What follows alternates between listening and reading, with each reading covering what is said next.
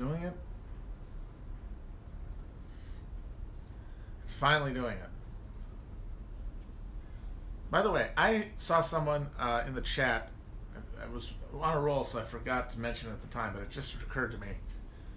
I saw somebody was saying that like the quality of these streams is very poor audio visually, and that's Chris's fault.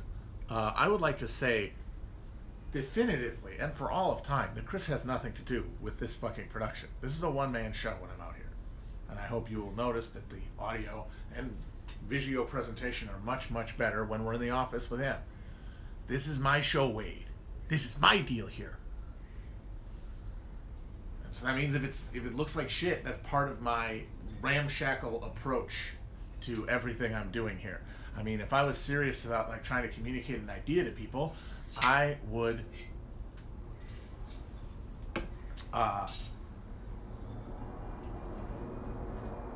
sorry, I just got text that distracted me. I'm on my damn phone here.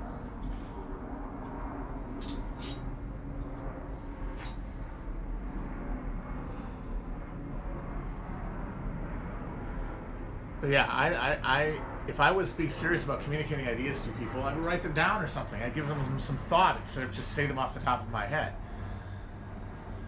And I would also, if I was going to, talk to you, I would like prepare it ahead of time and get a studio or something where it looks nice and is presentable and like some degree of thought has been put into it. I think like this whole deal with the bad audio and me talking to my phone, I think it is part of like honesty. Honestly, it is a part of me presenting like an entire picture of what I'm doing out here, so that you don't get the wrong idea.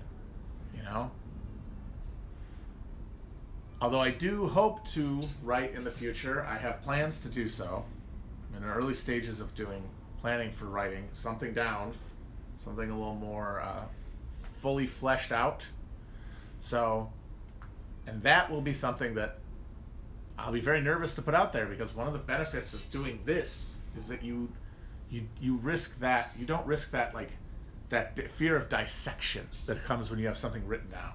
I know that has in the past made me hesitant about writing, but I feel now like I'm much more confident in what I'm saying than I ever have been. So as a result, I feel I can put it down, and people will get mad, hopefully, and people will be disagreeing, and people will say I'm an idiot and wrong, hopefully. If they don't, then I fucked up. But I will be confident that I at least got across what I was trying to.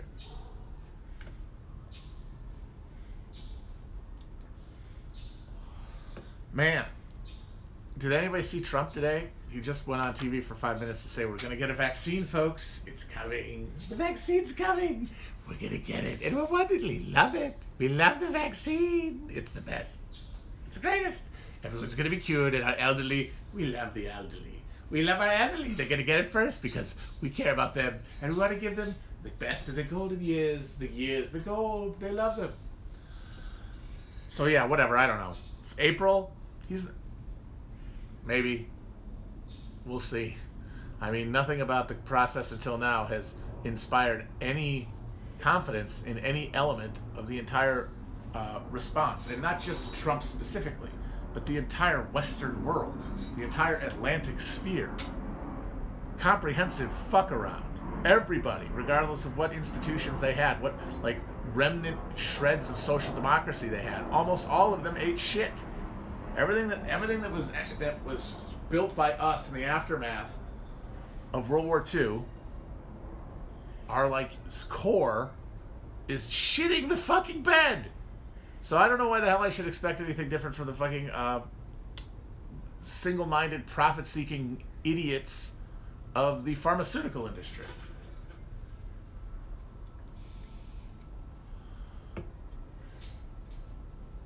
Yeah, how are we going to distribute the vaccine? What, honestly, they should give it to fucking McDonald's. Like, put it in the McPlant burgers. I tweeted that the other day, but it's not a joke. Like, there's a fucking McDonald's within a 20-minute drive of every American in this fucking country. Have them give us the fucking vaccine. They have an ability to distribute all that fucking merchandise and Happy Meals and smiling Hamburglar toys and fucking rigged Monopoly game pieces. They could fucking send a goddamn vaccine out. The speedy method, as the McDonald brothers coined it.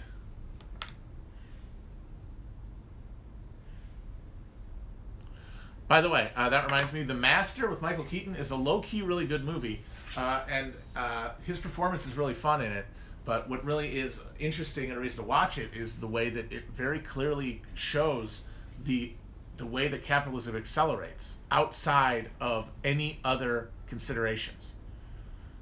Like that, nothing that I've seen very few movies that are better at exemplifying the Marx quote from the manifesto that describes capitalism's destabilizing relationship to settled social orders. Everything that is solid melts into air. And you watch that movie, and that's what you get. Because the McDonald brothers did this, they had this like innovation that was a quantum leap in efficiency in terms of food service. It was gonna that changes the entire equation of the profit, the potential profit in food service. But they did that in their small town New England way, like a couple of flinty Yankee Republicans coming up with an idea. But they were doing that at a time when capitalism was accelerating, the post-war era where all that capital was looking for investment, and we were building out a new infrastructure of like consumer demand, and their commitment to things like we're only going to use real ice cream, and we're gonna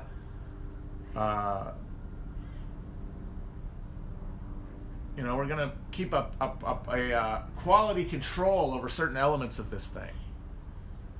We're going to maintain certain like non-market based values. And they did well with their little thing, but as soon as Ray Kroc showed up, a guy who, because he was a failure basically, because he'd been chasing success his entire life, had been ground into this like purely miserable instrument of regret and resentment, he came along and he just wanted to fill that hole as fast as he could, because he was an old guy when it happens. He'd been like, he was in his 50s, and he had never been a success, even though he tried his goddamn ass off to be one. And so he wanted to fill that hole the only way he could. And of course this is just this is a dramatic, personalized version of like the greater material, necessity that's going to make that happen one way or another. Like McDonald's gets bought and gets turned into McDonald's no matter what. But the fact that it was Ray Kroc who did it comes down to, who Ray Kroc was. But someone was going to do it. And then his wife gave all that money to NPR. Perfect. He was a funny dude, though, in other ways. One thing they don't have in the movie, because it stops after he wrests the name away from the McDonald brothers, spoiler alert, is that he owned the San Diego Padres in the 70s and 80s. And at one time, he was watching a game in the owner's box, and they were getting their asses kicked so bad that he went on the PA system in the stadium and apologized to the fans for how bad they were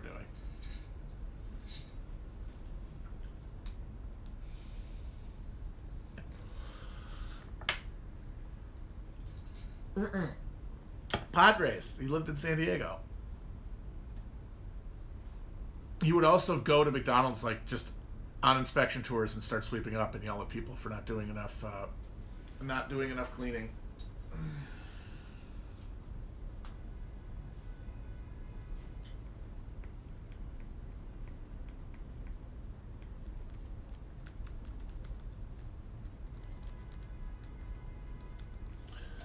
But someone got mad at us today, Chapo, for not taking the coup seriously. I'm sorry, but if you saw Trump today, I don't think you can seriously say anything about that anymore. He looked gassed. And he didn't say anything about this election that he thinks was stolen from him and that he says he's fighting. And I was very unfair with what Cuomo said. He said I was a COVID cuckoo. It made me sad. It's a COVID cuckoo. It's a COVID cuckoo, folks, and we love it. He said the next administration. Oh, right, I forgot. He's cooked. He's done. He's finished. You know, like he only really had 4 years in him, honestly. I think one way or the other, because he didn't like any moment of it, and and what he had to do to enjoy any of it was so strenuous and required such a escalation of tension that, you know, his heart couldn't take that much of it.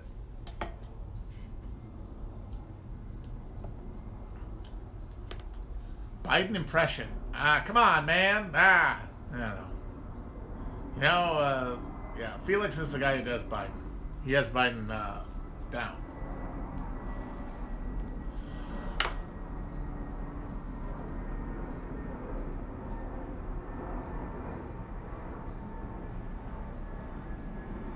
Look, fat. Look.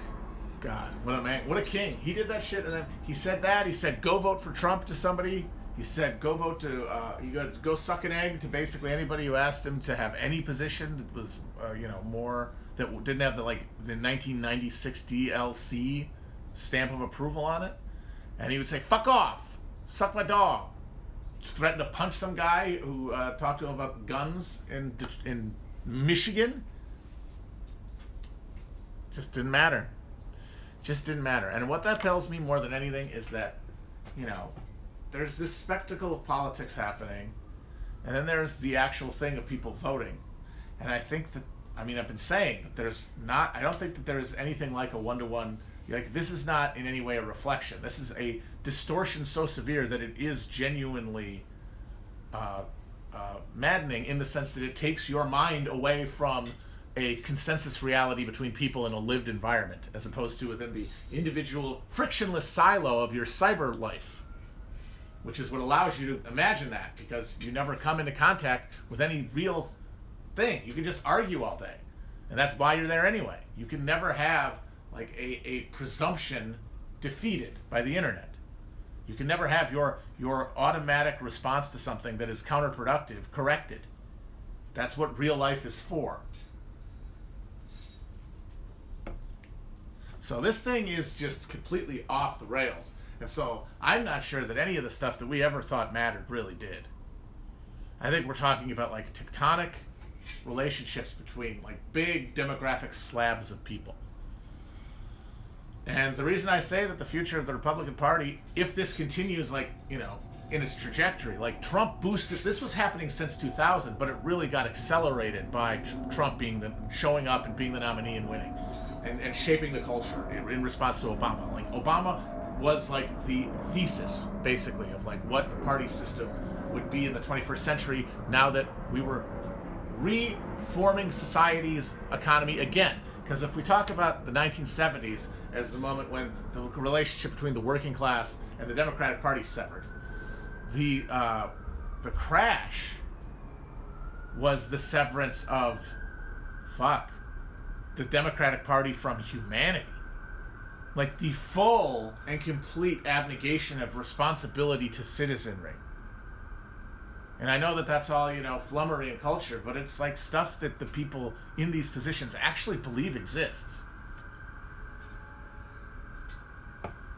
It was the 70s. It started in the 60s, but the correction of the economy, the breaking of the back of inflation, didn't happen until the 70s. What are you talking about? That's just incorrect. I mean, don't try to fucking correct me with incorrect information. I'm already out here far enough on a fucking limb. People throwing bones under my feet. Good Lord. It was Carter, man. Carter did it. Like, it was all, obviously it was a crescendo, and it involved actions by every administration leading up to it, but the one who had the decision to make was Carter. And the one who had the decision to make in a similar environment was Obama. And because there was no working class to be at the table to just speak for the people at all, they did a further bipartisan affirmation of the economy, and a further removing from the political of any economic question. Again, just like they did in the 70s. The fucking bailout, the bipartisan bailout, which Republicans pretended to be against, which helped create the Shadow Tea Party, this like fake opposition to the bailouts. which had no extension into any real depths of the party leadership, or honestly its voters if they understood the questions beyond just as shibboleths. And then they got turned into culture war. Like, the Tea Party war cry was Rick Santelli on CNBC saying that they didn't want to pay for losers to get bailed out of their fucking bailed out losers from their fucking mortgages. Now, there's a world where that happens no matter what, right? Like, where as a response to this like action by the government of letting people stay in their homes and voiding their debt and like making the haircut come from finance rather than the fucking citizenry, then you would have had like this fake populist response to it. This like Jeffersonian, Jacksonian cloaked horseshit. Like that. There's a reason they called themselves the Tea Party. Like this is a violation of American liberty. And the thing is, yeah, it is, because American liberty exists to prevent this kind of thing from happening. It's like an ideological and political structure meant to harness like the citizenry and any understanding of the concept and prevent them from getting rid of the thing around their fucking neck. And there are enough people who have like bought into the last 200 years of like phony populism that's at the heart of that Jeffersonian project, and so they would buy into it. And there you would have had a real meaningful conflict. And I guarantee you that this election, if that had happened, would not be about Antifa or any of that bullshit. We'd be talking about industrial policy. Maybe. But of course, like I said, this is a world where Obama doesn't do that, but that was not the world we lived in because the working class wasn't at the table. Obama was never going to do that. Couldn't have happened. He was evil for doing it, but someone was going to do it because the forces arrayed could have no other outcome.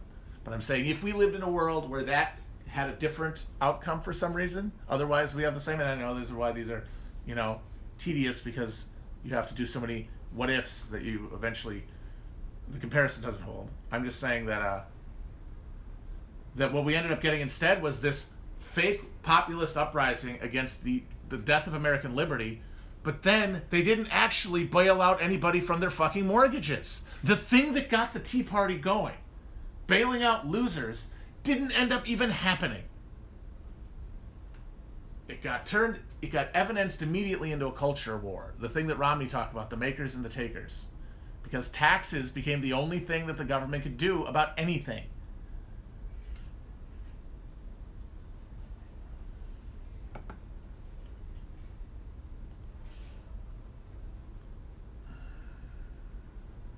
What about the Keynesian stimulus? I mean, it was the bare minimum necessary to put a floor on the American economy, which had to happen. Like a demand floor had to be imposed for the good of the market. And that was what they did, but on the stingiest possible terms. And that was because Obama bid low on purpose. Because they thought, well, fucking Olympia Snow has this aversion to anything over $1 trillion.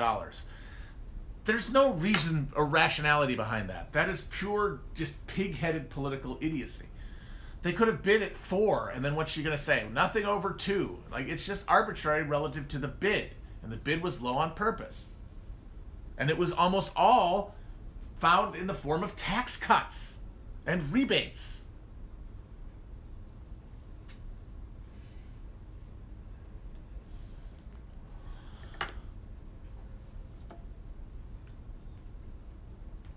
Now, I don't think it's this response, the thing is, with the Senate the way it is, it's honestly hard to say. We really could end up with something as bad as the 09 stimulus.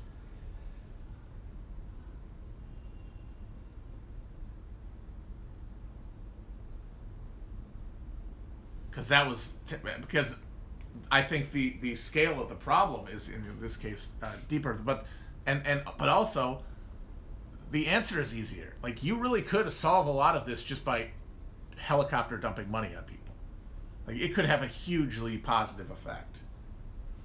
And we know that money is free at this point. Like, everybody knows it. And of course, the Republicans are going to talk about the deficit more now than they did under Trump, which was never at all, because that's their ideological puppet to distract from the fact that what they really want to do at any moment is prevent spending from being directed downward.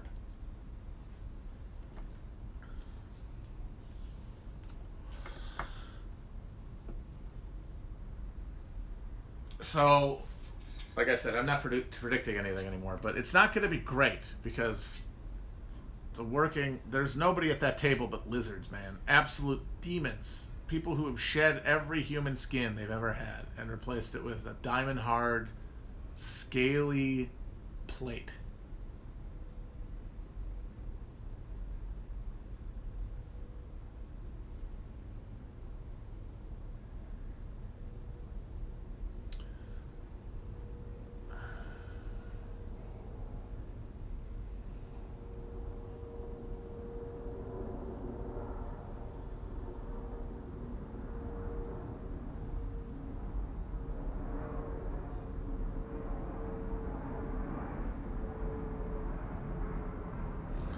I haven't stared at the chat for a while, I don't think. I got new glasses. I'm still getting used to them.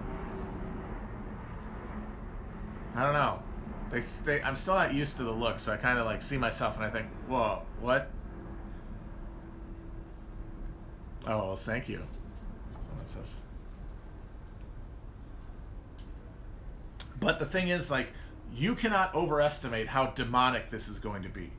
A friend of mine has been asked by the state of Pennsylvania to give them back $12,000 in unemployment that they say he fraudulently claimed, when in fact he had literally like misfilled out a form that he then fixed.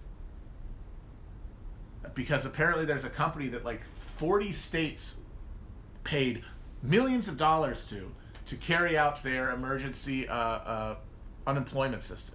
Because of course the state mechanisms are intentionally deprived of funds so that they are rickety and impossible of ever springing into action, so that gaining relief is difficult. You want to make as many hoops as possible for people to jump through so that you make them have to have skin in the game. Oh, that's disgusting, like Skinner mindset that pervades among the liberal bureaucratic policy set. And now the state, because there has been no second stimulus, there has not been a big federal relief of state budgets because states can't borrow the way that the federal government can. So you're going to see massive, massive budget cuts because basically the complete skeletonization of the whole state apparatus at a time of national pandemic emergency. So they're trying to claw money back. And apparently they're doing it they're sending checks to millions of people. And a lot of it is on false claims in the first place. And the horror of it is that I honestly think they don't even care if they have specious reasoning or not. They think a lot of people are going to get that, freak out, and then just give them back some money. And if they get any X number of them to do that, well, that's that much more money you can put on the ledger. And then they probably end up charging them more money than they're getting back to do the fucking job. Monstrous.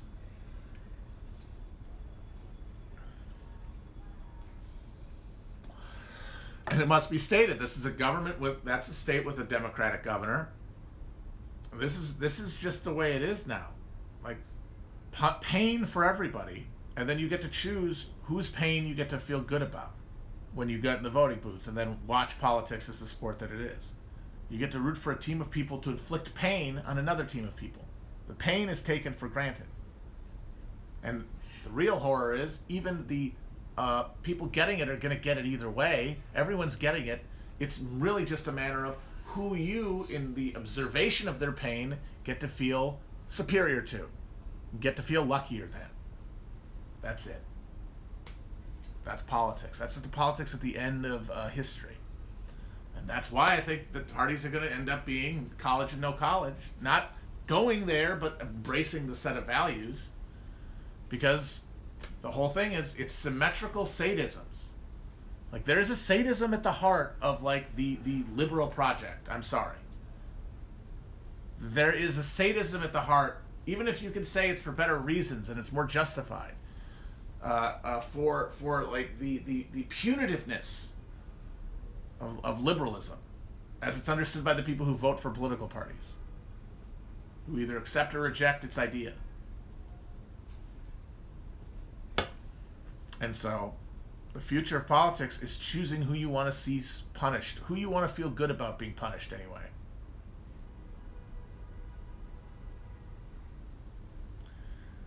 And it's quite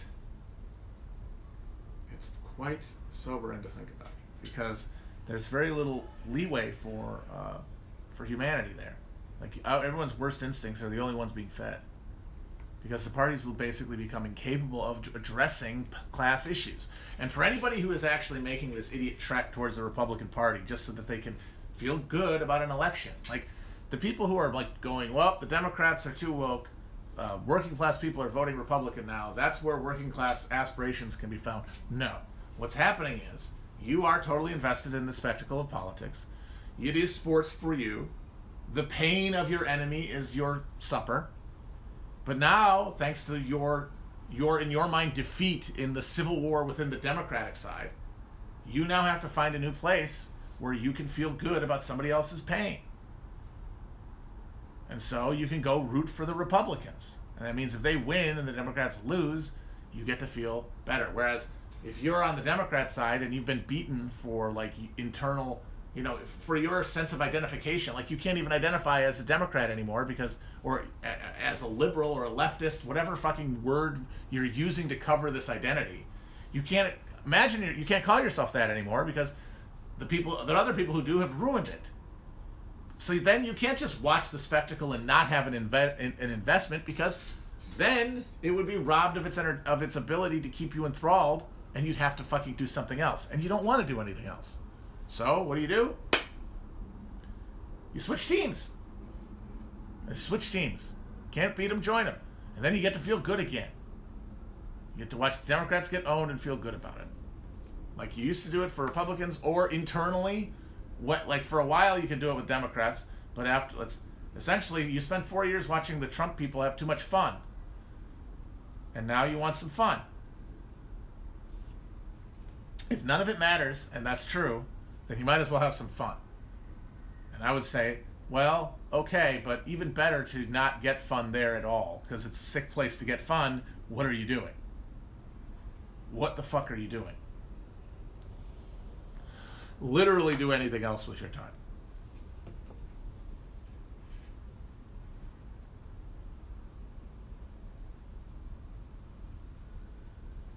So if anybody is, so for me, the answer to all these seemingly intractable questions will always boil down to, if not log off, decenter. Because it's a lot easier to see the forest for the trees.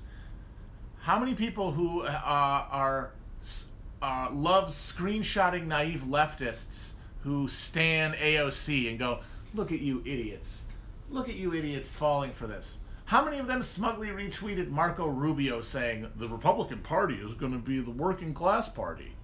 We have to change our message. Marco Rubio?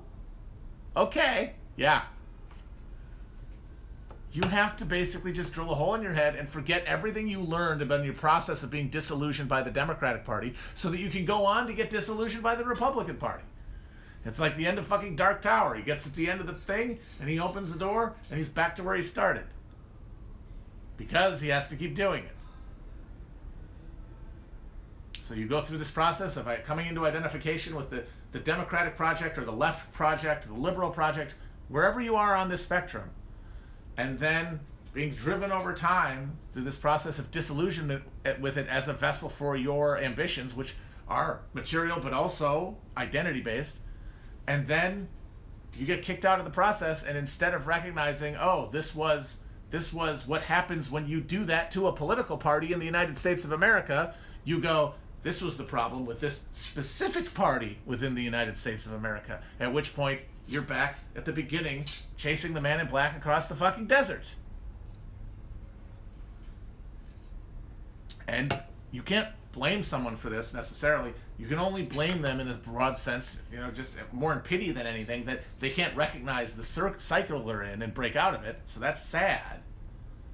But you can't blame them because within their inability to break out of it, they have not yet been disillusioned by the Republican Party.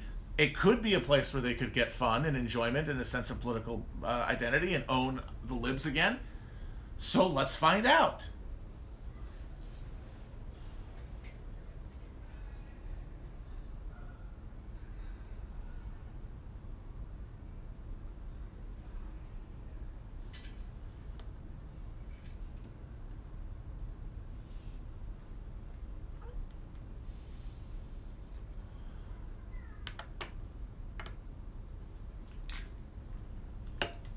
Somebody asked about the ideological like motivation or structure of like the whole college thing, like the whole suite of ideas you get. It's not really about like specific shit like culture, critical theory, critical race theory, or white privilege, any specific strain of academic jargon. That's just like its expression, uh, uh, you know, uh, within like a social matrix, like people talking about like these ideas float around, the important ones float around, and then they get expressed in like sub-concepts, which by the way mostly start in and around college issues. But it's more about a broad suite of values, like liberal Western values in the broad sense. But then like there's an intensity of it depending on like where you are within it, you know? Like you've got the broad idea, like Western democracy broadly understood, shared by everybody in all departments, and every class you're going to take, you're going to get. But then you've got over time, you know, and because of the cultural turn and everything, you've got now all these other places where people talk about other things, and they have more specific takes, and they take the logic of the liberalism that's broadly accrued throughout college experience and lived, and then they bring it further down into a point of more specific reference to like a theory, an issue. Like they're doing academia. You wouldn't call it science, but it's science-esque. And they're doing it at everything. And in some places within that, like the humanities, you're going to develop like a more consistent sub-genre of the greater liberal ideology. And then people will gravitate towards or against that. But they encounter it one way, broadly or specifically, depending on their specific academic career and who they encounter. And then they come out the other end and they accept some percentage of that. The very base one being, even if you don't believe any of this shit about a liberal social order, you better if you want to make a fucking buck in your entire life. They know that much, and that is shared by basically everyone who goes. Because they wouldn't have gone, especially at this point in time, really for any other reason. At base. That doing this stuff, listening, believing these things, will get you a job. And not just any job, a job that is in some way personally rewarding. That is not drudgery, that is not mere alienation. That's the base thing everyone comes up with. But built on that depends on your experience both before you went into college, which is going to choose where you get your first classes and which ones you start with, and then where experiences you have in college, and your personality and all those things. And that shoots you out to the other end, and you end up a political subject. You either vote or you don't vote to prove that you think they're phony. And if you vote, you're probably going to vote for one of the two parties. More often than anything else, you're going to vote for one of the two parties. And it's going to come down to what percentage of that suite of stuff you accepted or rejected. The degree to which, as is always the case. People make fun of me for saying that all the time, but it's the only way to really talk about these kind of concepts. Because understanding them as binaries makes it almost impossible to conceive in your head of how the structures work, because they're three-dimensional.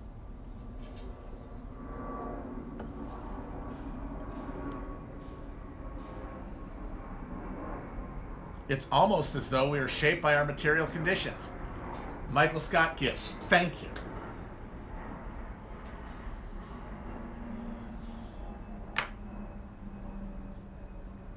And that because people who make culture tend to be people who went through the college process and specifically went through the humanities version of the college process, they will most likely make culture from that point of view. And because there's enough there's enough generational wealth left at the end of like the rainbow with, you know, the last bit of equity from the boomers and some of Gen X, but not that much, certainly no millennials. We're able to cling to, if not like an actual working class, an actual like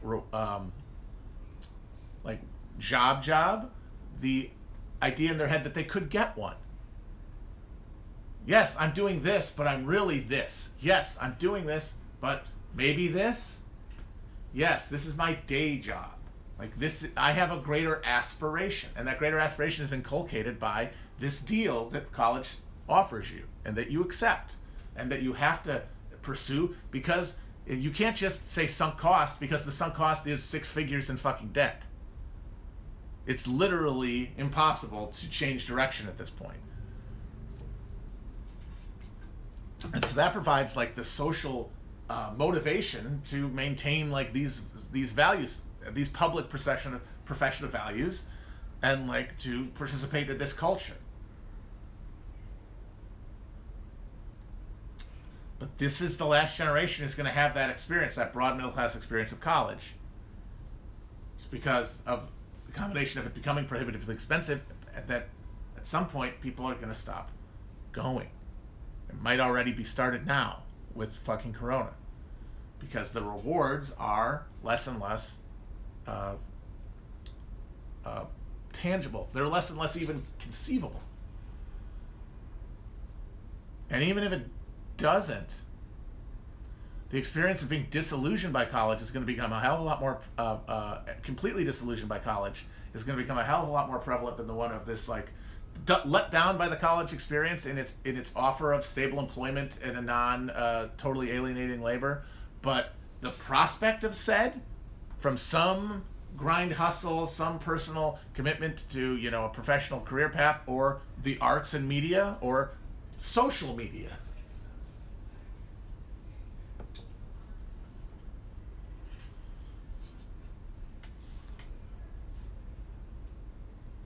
And that means that the electoral future of the Democratic Party is very grim. When you combine the majoritarian built-in structure of the Republican system that we have, the constitutional order, which already rewards people who are going to be more likely either to just be rich enough to vote their fucking economic interests, which are not the people I'm talking about. They have an entirely different context. The ones who make it are a whole different skein of this. This is a process that happens at every level based on your relationship to actual means of production. So if you made it, like having made it out of college and not was the difference between Warren and Bernie in the primary.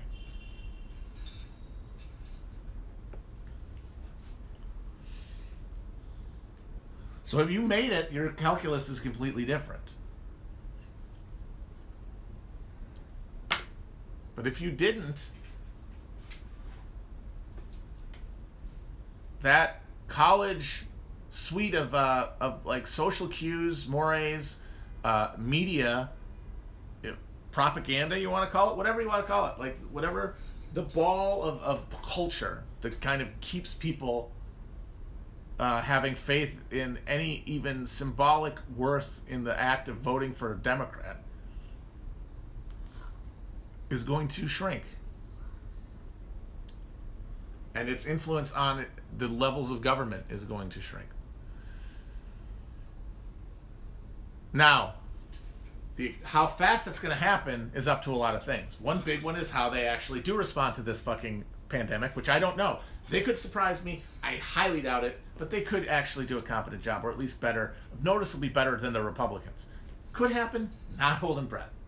So that changes the whole fucking thing. That could just by ass backwards, like they accidentally like add a comma to the stimulus bill, like it literally just was a typo and nobody noticed it, and then boom, they're able to, you know, like juice the consumer sector and like take the boot of debt off of a bunch of people's neck and allow them to participate in the market again, and not be like fully extracted to miserable little gig monkeys.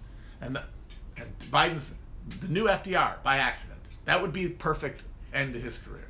And then he dies with a full diaper. But no, not going to probably happen. The other is who comes after Trump. The big thing is like Trump's specific non-college pitch is built into his celebrity, not into any of his ideology. None of his ideology. Anybody who's, and that's why the talk about Hawley and Cotton and making it coherent, making it policy-based, giving ribs and armature to Trumpism is putting the ass. It's the kind of mistake you make when you're in the bubble and you turn the fucking thing the wrong direction. You're looking through the wide end of the telescope there, buddy. But who is in a position to replace that? Who can sparkle the way Trump did? I don't fucking know, man. I don't know.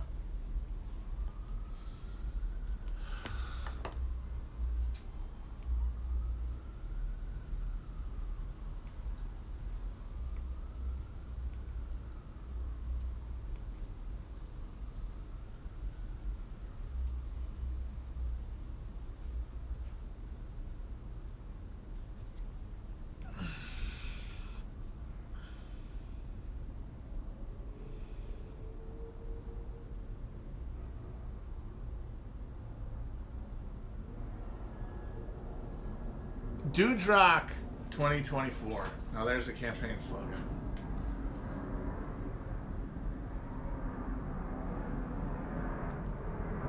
No, I would not trust any movement led by Joe Rogan. I don't think he's a Nazi or any of that bullshit, but just the mind's a little too open. I think you need a little more structure there. You need a few more first principles that you can depend on when you're dealing with something that would be, as fragile as a celebrity-led movement. Oh, I guess I'm talking about from the point of view of the Republicans.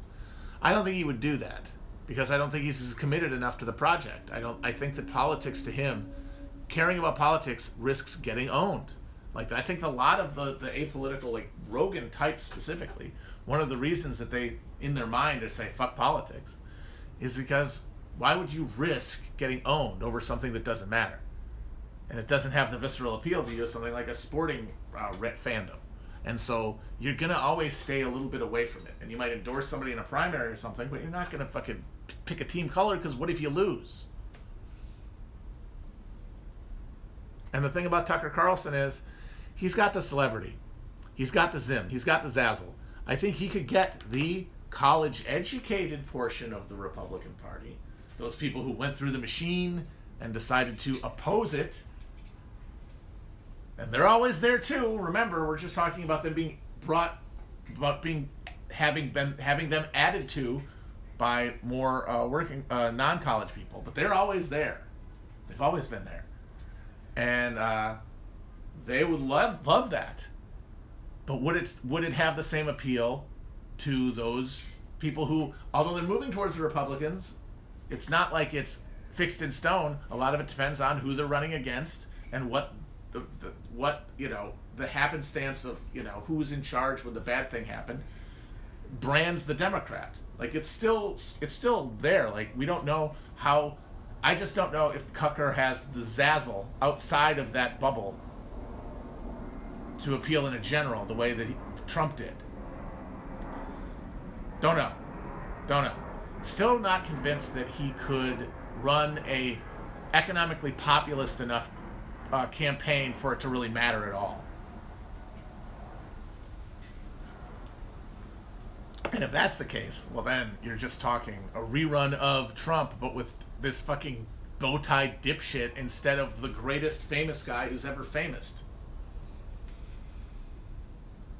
I think charisma is going to be a much bigger factor there in like creating some coherent Trump descendant, some evolved Trump form, because like Trump is obviously, he accelerated a process, but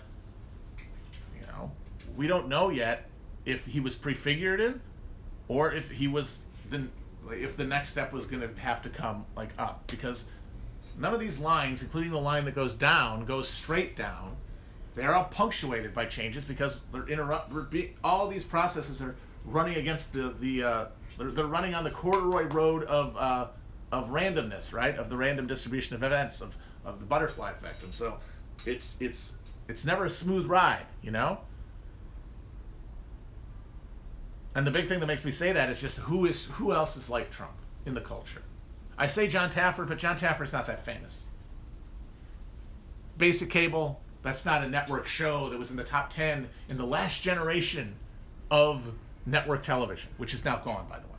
Like that kind of, the people being on TV, the way Trump was on TV, that doesn't exist anymore. Trump was on TV.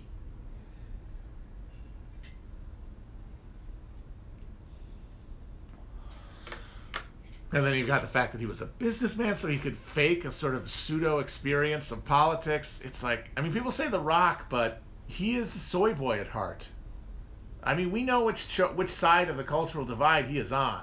He is a soy bait. He might have all the appearance of like a Republican type guy and say he's a Republican, but he's got a soft core. He is humanities. No matter how much he wants to say his football team STEM, he's a theater kid. He's a theater kid.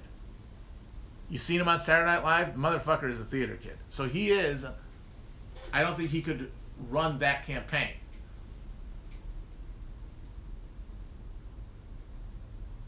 Now, the real what if is if Schwarzenegger could have run. That's a real what if right there.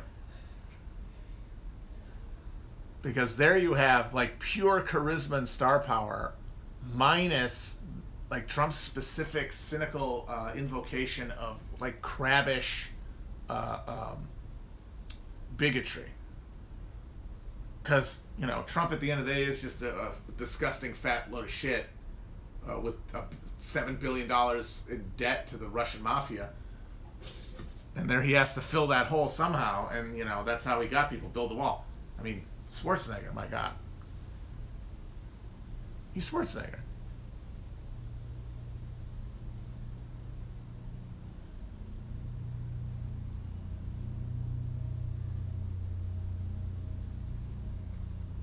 And Arnold did kill the apprentice.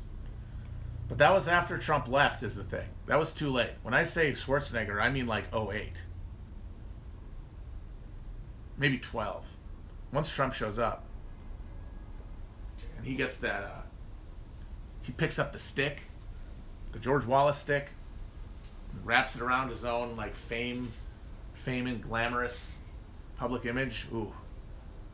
That was a powerful force. That was like King Arthur pulling the sword out of the stone. But it's all obviously academic because Schwarzenegger can never run for president. Thanks once again to our U.S. Constitution.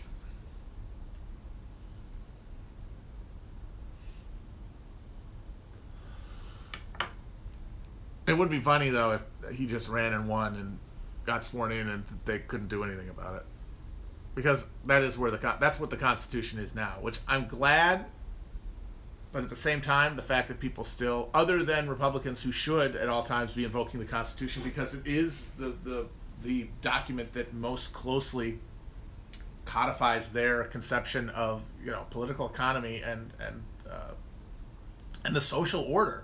Like, it is all there. It's all there, which is why it should have been destroyed in the Civil War. Should have been. It was like the fucking. You know what it was? It's the goddamn ring. It was the one ring. Like, for America to become a coherent national identity,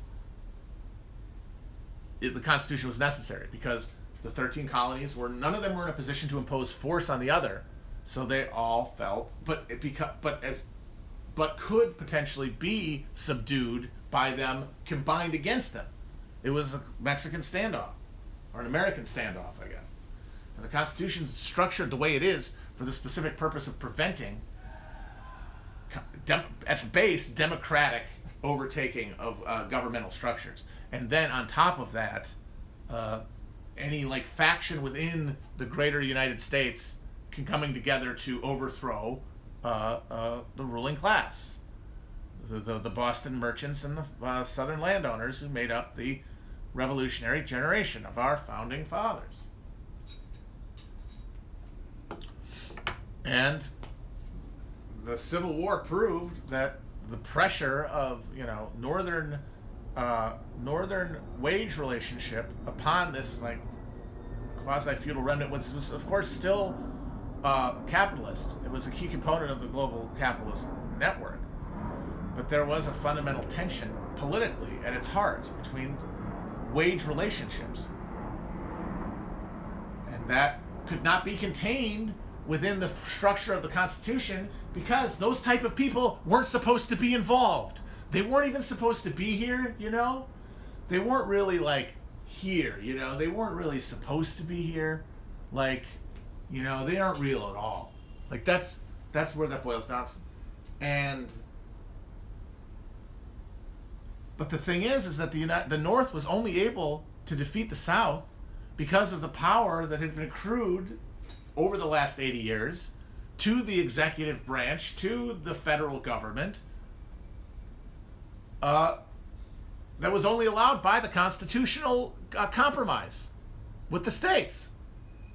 It was only while everybody's guns were down that they were able to accrue, without even knowing they were doing it, the capacity to defend the state itself against a fraction within it.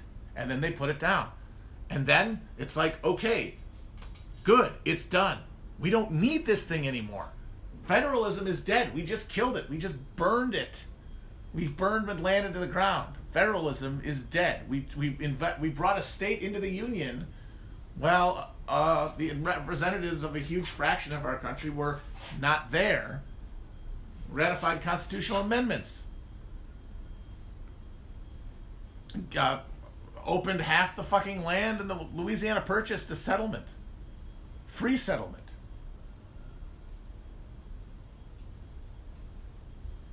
The Civil War should have been the end of the U.S. Constitution. It had served its political purpose. It had defeated Mordor. It had defeated Sauron, rather. It had defeated the Sauron of slavery. Now it was time to cast it into Mount Doom.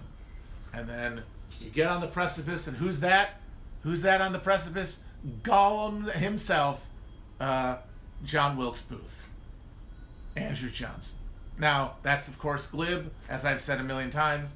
I don't think that there's any reason to believe that Lincoln could have by himself, having lived, changed things enough to redirect the flow of like racial solidarity and the capital reformation of the South, like away from plantation agriculture to the yeoman model that persisted in the North. Even though Lincoln's entire political ideology was premised on the idea of turning America into a yeoman republic as the Whigs envisioned it. But we'll never know is the thing. We'll never know. One way or another, the fucking ring did not get into the fucking volcano. And now it's sitting around just corroding everything and turning us all into slathering creatures.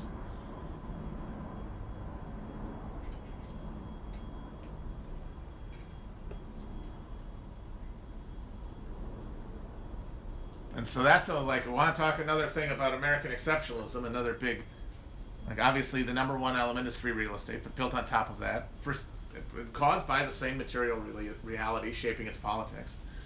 Our constitutional system, which had sort of a natural historical purpose, really, as a progressive instrument in the furthering of the consolidation of wage relationships into conflict with one another. Then keeping it around, it's like you blew a fucking tire on the highway going 150 miles an hour.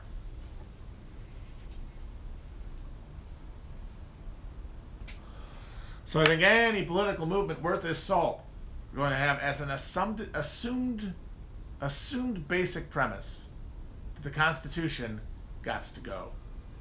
Now, of course, that's not a thing you impose from outside. I just think it's a thing that an organic Marxist, not through ideology, but through lived practice, recognizing class is real, recognizing class conflict is the only meaningful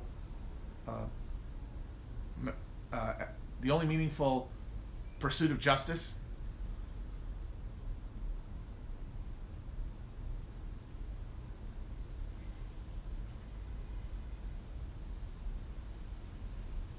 But the problem is just as an ideological question, how do you fight a civil war on behalf of a document that you then destroy and tear up? Obviously the war changed the war aims of the Union Army and the Northern publics generally, but it wasn't supernatural. It was a process, and it was unevenly distributed, certainly.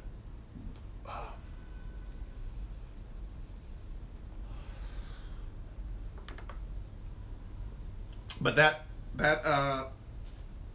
drive to preserve the Union, America as an idea, that was a real motivating factor for people to join the Army. Obviously, at a certain point, you join because there's $100 in it for you, or there's a draft. But those early regiments that spilled blood at Bull Run and whatnot, that they had that as a motivation. And there had to have been more pressure placed on the Constitution for it to come under the pressure necessary.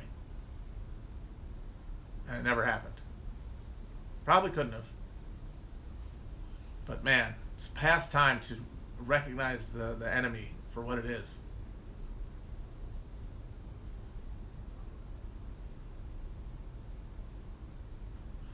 Esperanto. Esperanto is one of those really adorable 19th century grasps towards the notion of true universal human consciousness. but it rests adorably on an idealist pedestal of like pure liberalism. Because I think like the idea of creating a language for everybody in the world to speak is beautiful in a way. But the idea that it, by its nature of its existence, would naturally find itself over time to become a lingua franca, that's what happens when you don't recognize material conditions as the generator of this shit.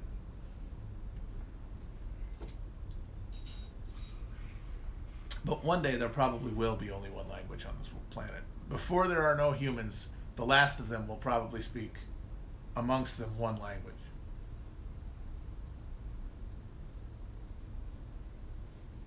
But who knows how long that'll take.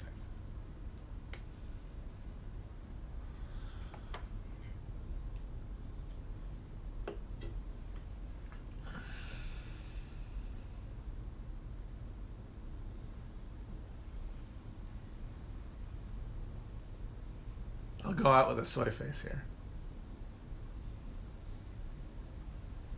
Apparently I'm on the first page. I'm going to look it up right now. I'm on the first Google image page for soy face. Let me check if that's still true. Yep, first row.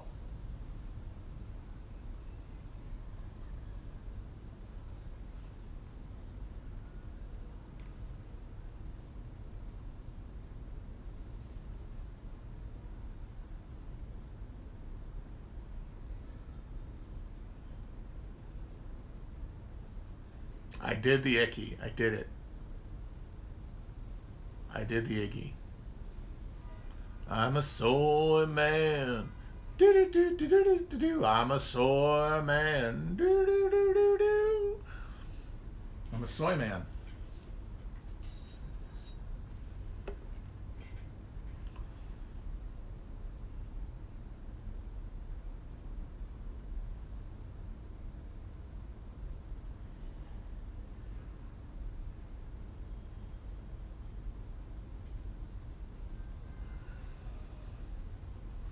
I did not invent the soy face. Of course, that was the Nazis. Who, of course, are the other side of the coin. These are the people who went through the college washing machine and came out opposed to it. Now, once again, not necessarily went to college, but experienced college in the form of culture generated by the college mindset. Your Pepes, your Groypers. And their relationship to politics is as sterile and doomed as the relationship of the Democrats, broadly speaking. They will continue to be disillusioned by the party failing to do what it really wants them to do because they have some cockeyed idea that they're representing some actual ideology and some actual like notion of the good, which is what they got from college, even though they don't know that. So they're constantly having to do the same pathetic bargaining game with their party. Some of them are moving in the other direction. There are a number of alt-right people who have become like kind of Bernie-crats, right? In the past couple of years, if I'm not mistaken. That's the same process moving in the other direction. And then the question becomes, when they hit the zero barrier and breach, do they recognize that they are in a sterile loop? That their relationship with politics is illusory and fantastical, and that they need to give it a new foundation? Or do they just keep moving on, and now they're going to be like the most groipery leftist, and then move their way through somehow? You will continue to cycle through internally if you can't give up your libidinal commitment to one party or another, one spectacle or another, one feast of domination over another.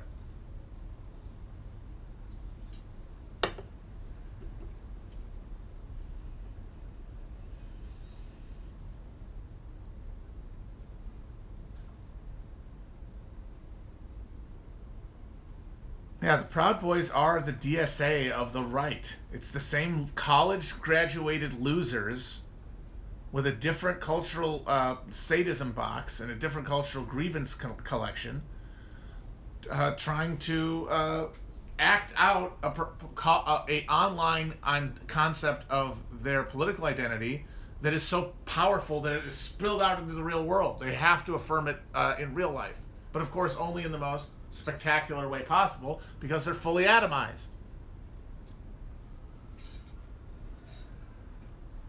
And if they're more violent than DSA, and you say that's not a good comparison because the DSA is not violent, they don't do things.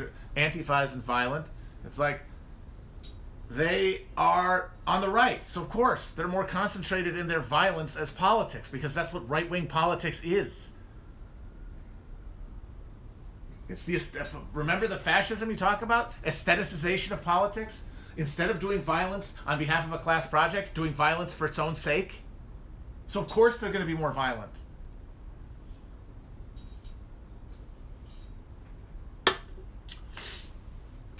Now, of course, the DSA doesn't really have a right-wing comparison because of how demobilized they are. Proud Boys aren't a good really comparison but they're the closest thing there is, which just shows you how unorganized it is on the right and how atomized it is because they don't even have the fake solidarity of the grasping towards a public good that, once again, is no one's fault, and we're all, including myself, operating from it. It is the confusion of our libidinal self-interest with our understanding of a general interest. We're only grasping at it. We're only guessing because we're not coordinating action through experience and through class consciousness, whatever you want to call it. And that's all of us. And there's no blaming people. It's not saying anyone is bad for doing it. Like I said, and no one is worse than me or better than me because I am 100% implicated in every single thing I'm talking about.